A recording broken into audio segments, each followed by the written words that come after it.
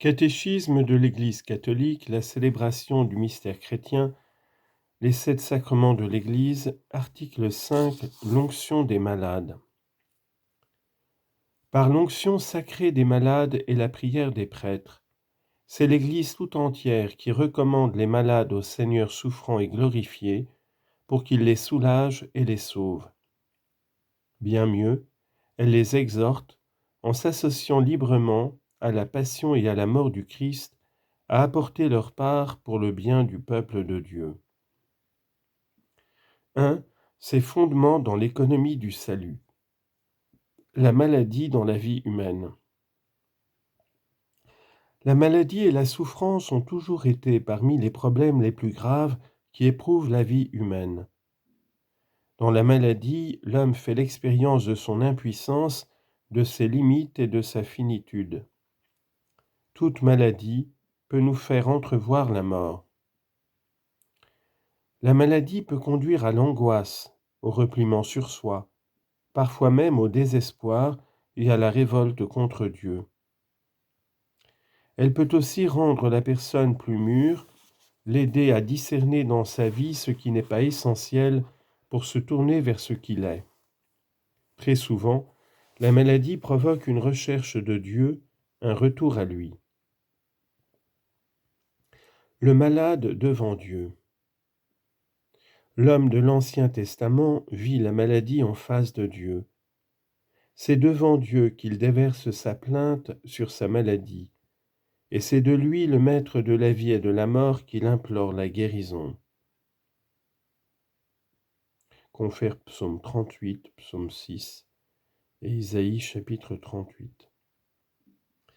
La maladie devient chemin de conversion et le pardon de Dieu inaugure la guérison.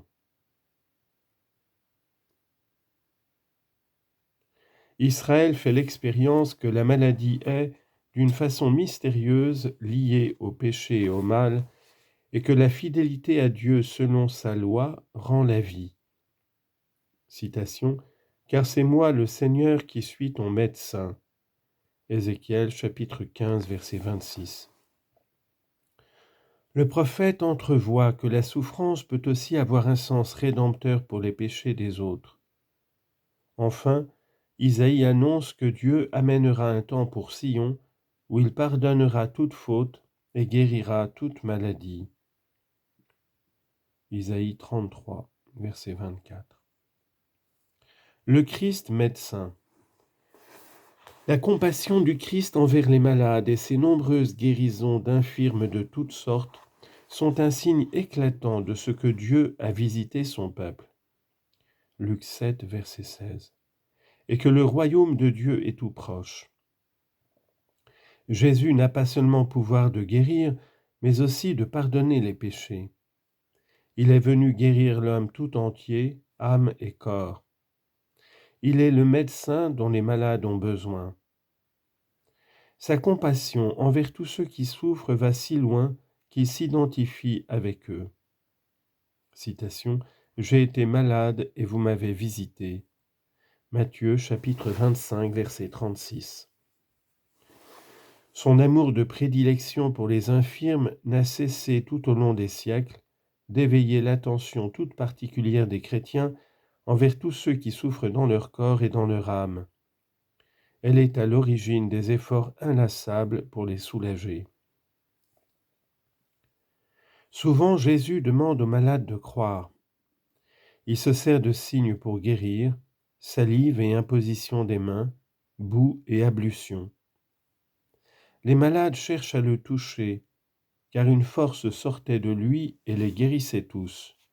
Luc 6, 19.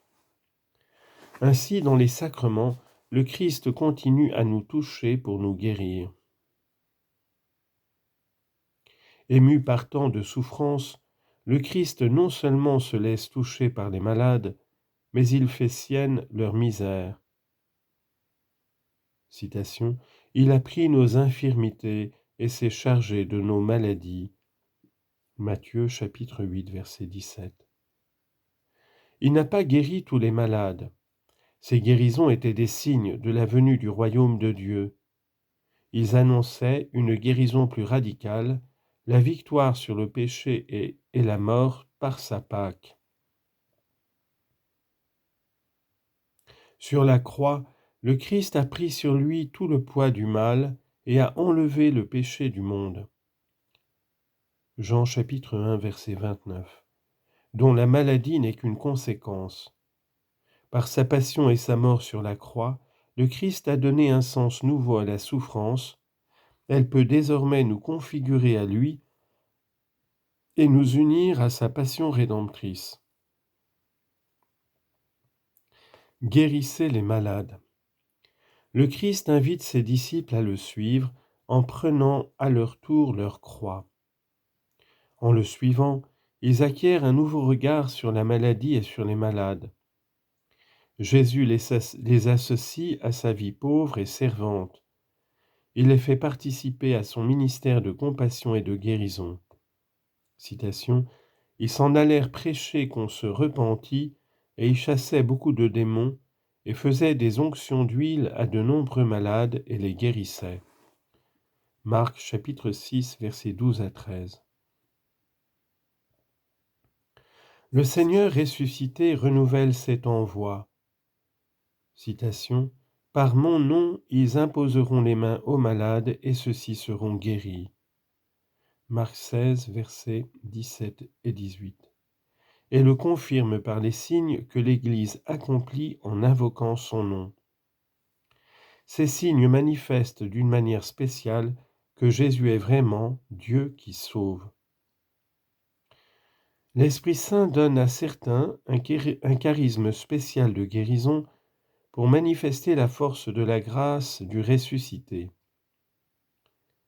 Même les prières les plus intenses n'obtiennent toutefois pas la guérison de toutes les maladies.